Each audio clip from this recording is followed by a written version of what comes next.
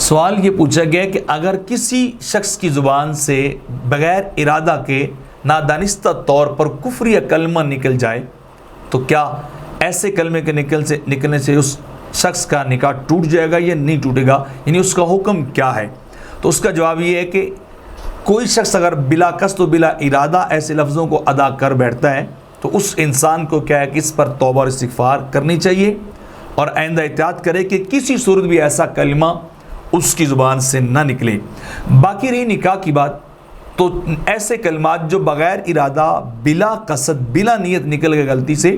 تو انسان کا نکاح نہیں ٹوٹے گا، انسان کا نکاح باقی ہے، ایمان بھی اس کا باقی ہے، نہ تجدید ایمان کی ضرورت اور نہ ہی تجدید نکاح کی ضرورت۔ فتاوی